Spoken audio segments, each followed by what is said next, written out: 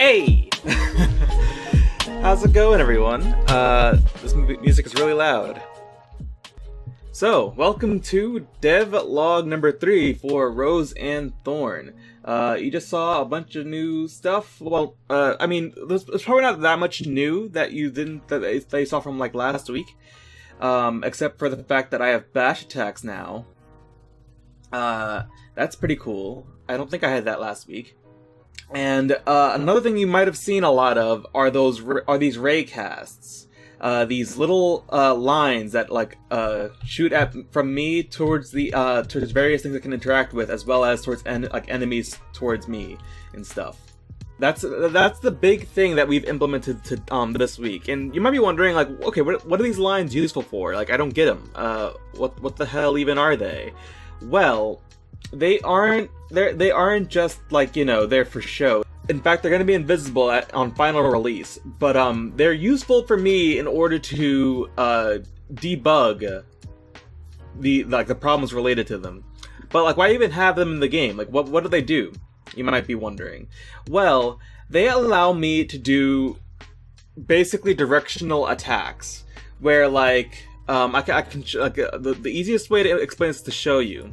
I have a test room set up just to show you exactly what I mean. So, if I play this, as you can see, I have a bunch of stuff right here. These are a bunch of obstacles. The red ones are, of course, susceptible to bash attacks, and the blue ones are susceptible to slash attacks. Now, if I try to slash, you can see the hitbox of my slash moves are like, they can hit some of those. Oh no. I've encountered a bug. Okay, well, let's restart. But as you saw, the slash attacks are not hitting these guys over here, even though it can reach. But if I use the bash attack, I can get this out of the way, and then, lo and behold, I can get rid of these slash guys now, and then I can hit the bash guy again. And just to show you that it works both ways, I will get rid of this stuff. And if I try to bash, the bash move is also hitting that the bash effect. It's hitting the bash thing over there, this obstacle over here, but it's not being affected, and that's because this thing's in front of it. You see the line? It's the line isn't quite interacting in the way that the code does, but it's a good approximation. The line, as you can see, is crossing through the blue this blue guy here. It's crossing through that, and because it's crossing through it, or rather, because it's intersecting with it, it's going to cancel that attack interaction. And I'm going to show you how I did it. I'm not sure why that happened either. The attacks are still a little buggy, got some kinks to work out, but it's all going to be okay. So we're in Rose's main script, and we have some new functions down here that I'm going to explain. So first off, we have, I'm going to split it up a little bit. We have these two functions: detect slash hitbox area entered. So you've seen area entered functions before. These are basically flags or signals, essentially. Now let's go to our Rose scene real fast so you can see what these things are signaling. I've added 3 new areas: detect bash hit, detect pierce hit, and this is just. I named this wrong. Detect slash hit. Don't know why that was named incorrectly, but yeah. So these 3 each have their own collision masks. This slash hit detects slash hitboxes. So that would mean anything that is marked as a slash hitbox. So like, for example, if I go back over here, these things, they are on the slash hitbox's layer. So this will be detected as a slash hitbox on from this area that I have here for Rose. And the same thing would happen if it was a pierce hitbox or a bash hitbox, and each of them have their own collision masks. And then I also have this other area that doesn't have an actual collision area because I'm just using the collision mask. And I'll explain that a bit more later. But basically, this mask will detect floors and walls, slash, bash, and pierce hitboxes.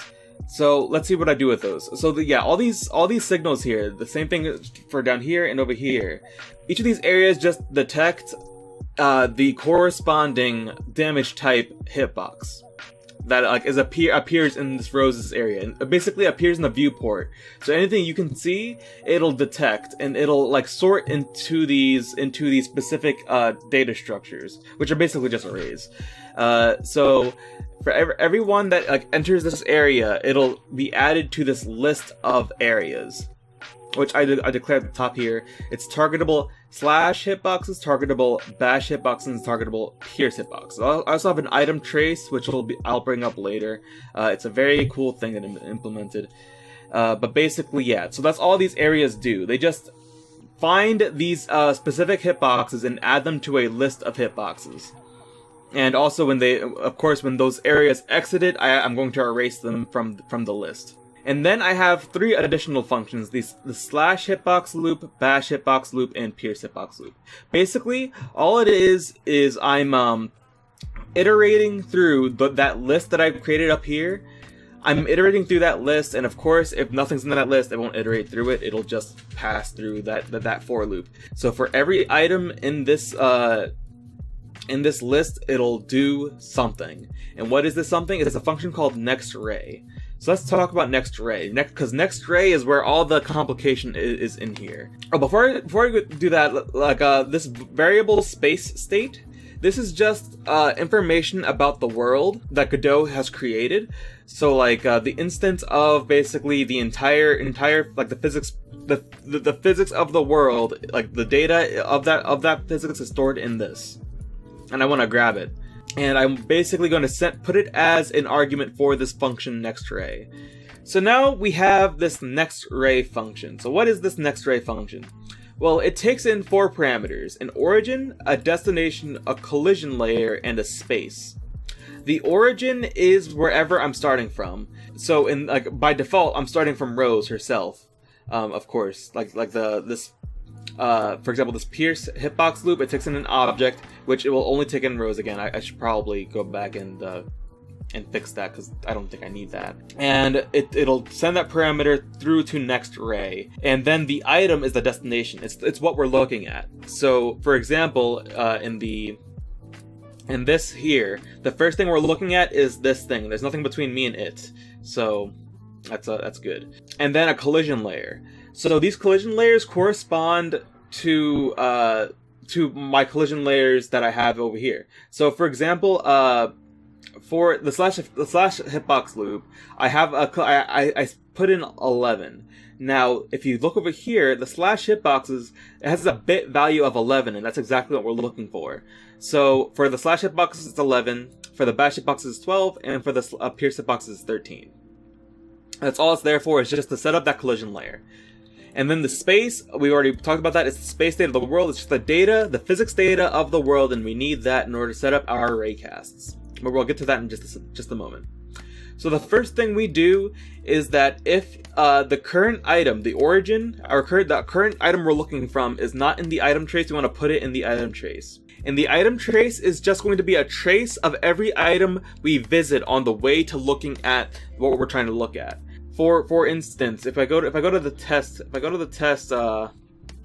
test area, if I'm looking at if I'm looking at, for example, let's get rid of some stuff. If I'm looking at this slash area over here, on the way to this slash area, we cross through this slash area, this obstacle. And so from Rose is the first origin, and then from Rose we're trying to look over here, so we try to look over here, and then we cross this. And then when we hit that, that'll be our second origin. We haven't quite gotten to that yet, but that's just for the future. We're tracing through all the items we're passing through, if we can pass through them. So yeah, and then we take a variable result, and the result is the information of a certain Raycast. And we've talked about Raycasts in the past.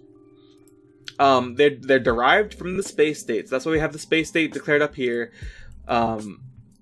They're derived from the space state, and they go and they take in 4 parameters. I've already discussed this before, but just for posterity, it goes from the origin global position. to the destination global position. That's, again, the origin object and the destination object. So by default, it's rows and whatever I'm looking at the time. So let's keep on looking at this one. So this is rows, that origin, and this is the destination. And then it takes in the item trace as a parameter. And this item trace is basically an array of exceptions.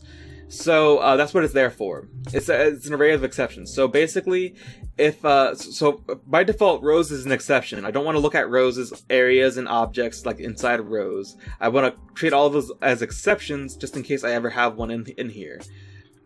And then on the way here, if this is classified as an exception, it will also be thrown into the item trace. And it'll be added to the list of exceptions. And then this is basically a more broad form of an exception, which we already know of. It's the collision mask. It's just the collision mask of the raycast, which is why I've set up this collision mask in rows, this area rather, just so I can have a easy to access collision mask over here, where I can easily set and unset different variables instead of like, I don't know if there's a way to set up a collision mask in the code and like edit it, but this is just easier to set up. And I can easily reference it by doing this.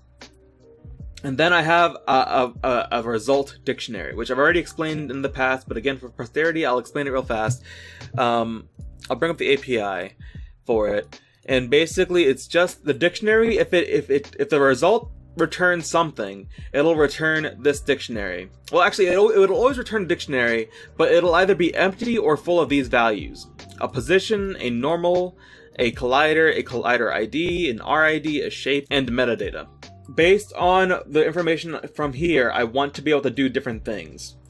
So the first thing is, if the result is empty, that is, if there's nothing between the origin and the destination, then the destination is hittable. The destination object is hittable because there's nothing between me and it, so there's nothing saying that I can't hit it. And the boolean hittable is just a boolean that like basically determines whether or not the object can take damage.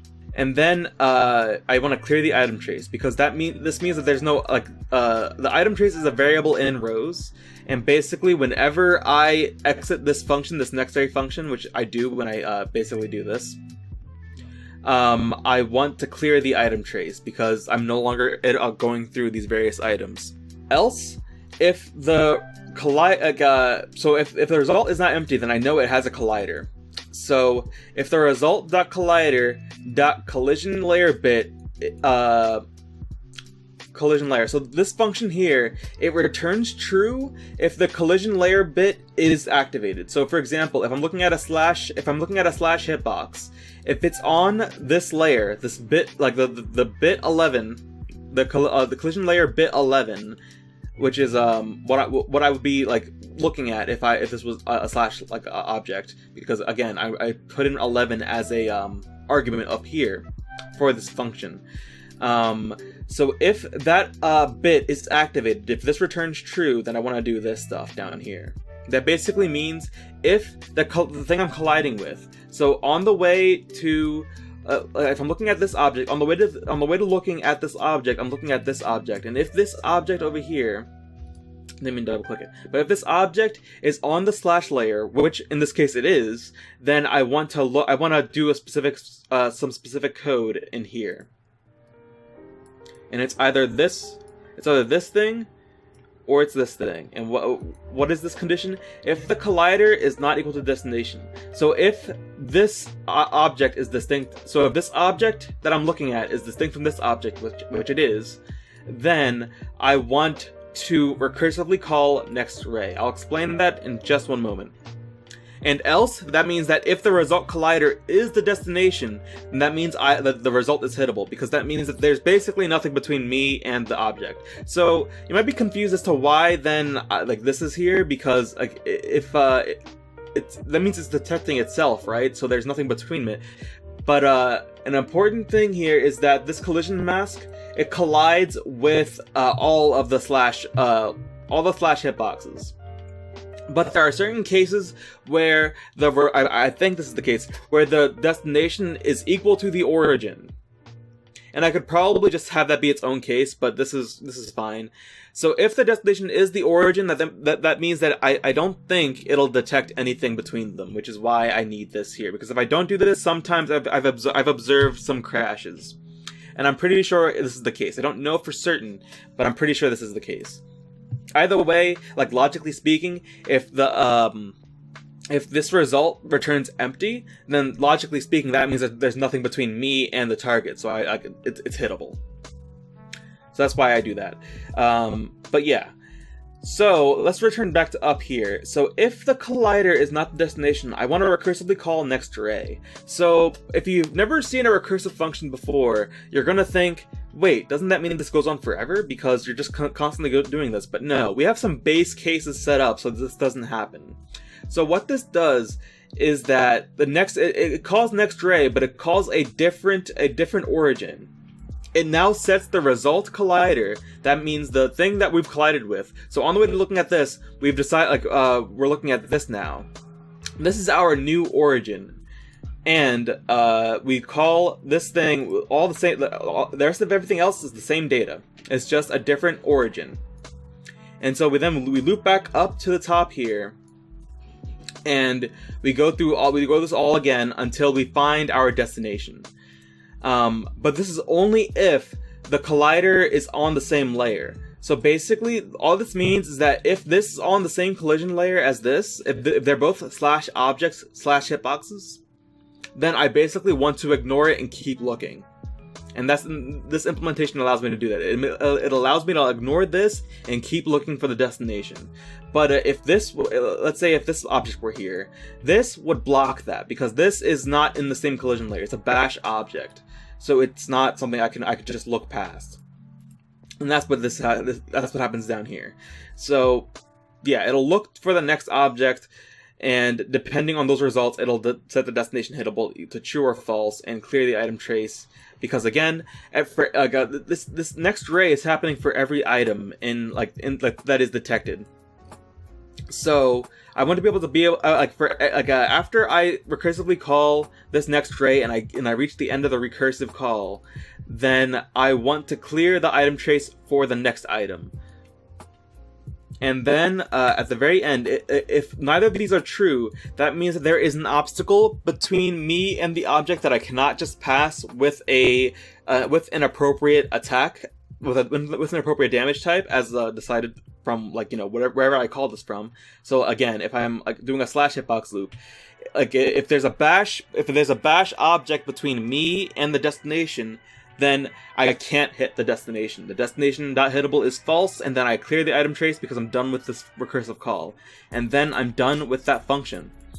Now that was a lot, and this is a pretty complex function, but you should probably look through. If you don't understand it, this is a pretty cool thing that I'm doing here, and you should definitely look through until you understand it, or look up some resources to kind of look into recursiveness, because this is a pretty complicated example of a recursive function, and you might want to start with something more basic. But this is something really cool that I'm doing here. Just want to stress that you should learn this, because otherwise, you can't do cool shit like this. Anyway, so that's basically most of the complexity here. And I actually did most of this over the weekend again. So, fun facts, we did a lot of bonus shit this week. So let's just get right into it. Okay, so if you follow me on Instagram, which you should, because that's where I post the most up-to-date stuff, I've actually worked on my own set of animations. I mean, they're mostly the same animations before, but I wanted to make Rose look a little bit cuter, a little more innocent, because I want her to change, her demeanor to change throughout the game. So this is what she'll look like in the beginning of the game with these animations, and I'll be importing these animations later on today. I'm not going to do it right now, just because I need to. It would be a whole task. It's not hard at all, but I'd have to separate each of the animations and stuff and put them in correctly. But I just wanted to make that known that I also did that, as well as that new bash animation that you've been seeing a bunch, and I've implemented all of the stuff I just went over. I've implemented all that, which I did mostly at the beginning of the week. There was a couple of bug fixes I had to do today because I didn't realize that it wasn't completely functional, but it's all working out nicely. And then I animated an entire boss. This Infant Wood Eater Queen, which is the first boss of the game, and I've implemented I've done an entire animation set for it. I did all of this shit. It's really cool. So this is the idle animation, move animation. Just gonna quickly go through them. An attack animation, another attack animation, a charge animation, a slam animation where it's like a jump slam sort of deal, some recovery frames, a burrow animation, and a burrow exit animation, and a little thing where it gets stunned and it's stunned on the floor, twitching on the ground. And then I have this little thing where it comes up to try to shoot you with acid. I haven't created the effect of it shooting acid, and then it can go back in the hole.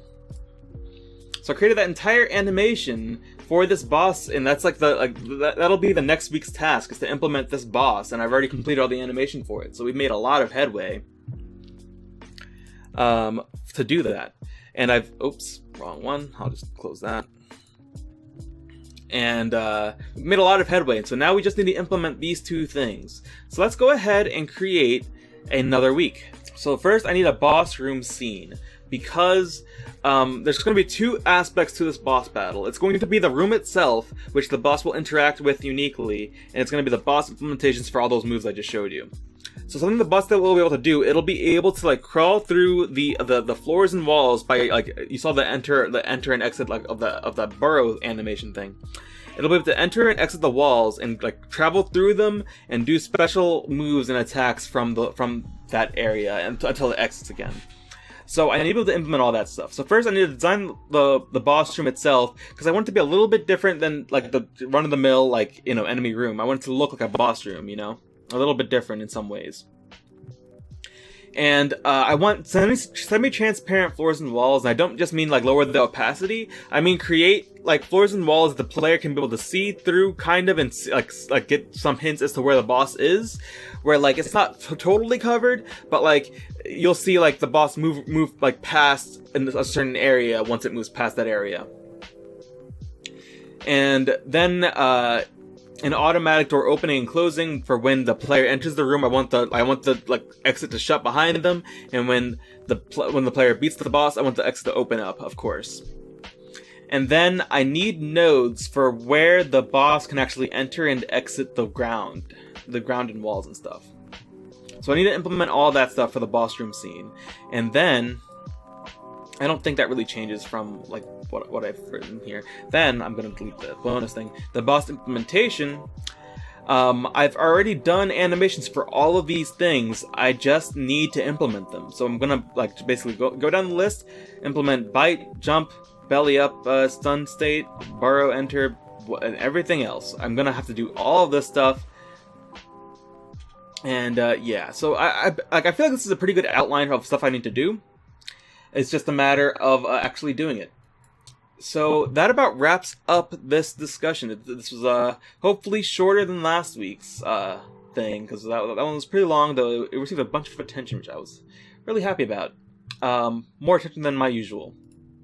So yeah, that about wraps things up. Hopefully this video is going to be shorter than the last one. Just so I can, I feel like people would appreciate a bit of shorter content out of this, because you can only stand so much of just me talking at the screen with no feedback. If you like what you see so far, head over to patreon.com/Tayo and, throw me a bone, because I'm going to have to go back to university soon. I won't be able to spend as much time as I am right now on this game, and going forward towards the future, I'm going to need money. I'm going to need to get a job and shit. And how lame would that be? To spend 8 hours a day at a job instead of 8 hours a day working on this game? If not, that's cool too. You can just head over to my Discord though, because I appreciate the community that's kind of spawning around this game. I have a small little following that's growing over there, and you're able to talk to me. I speak there all the time. and talk to some of the people that are involved in fact making this game. And I sometimes ask for certain input about where, like, the direction of the game. So far I haven't asked for specific help in terms of like coding and stuff, but plenty of people, like a few people have already donated some assets to the game. I mean, I'm pretty open about sharing how, like, the sprite wasn't done by me specifically. I've been editing it over the course of the game's production, but the sprite was made by someone else who just wants to see the game become reality. And I'm trying to kind of push that envelope because I think people are appreciating that kind of aspect, that community aspect of making the game, which has spawned basically unintentionally. I was when I first started the game, the whole idea was to make it by myself, but people have already reached out and tried to talk to me about this game and how they like it already. So head over there and join the community. Also, look me up on Twitter and Instagram and other social medias, all in the description, to stay as up to date as possible on this game, and on videos I release, on streams I host, because I do stream the development of this game live. So if you want a more interactive experience of these kind of the devlog things, you can head over to twitch.com/burningsprites, and you can interact with me live. I also try to get people into a voice call on Discord, so we can have a more in-depth conversation about whatever questions people have about the game or about me. And if you'd like, just share the video around, get people talking about it, because there's nothing I want more than to make this game, and all of that stuff, it contributes to me being able to do that in the future. Alright, thanks for watching, see ya.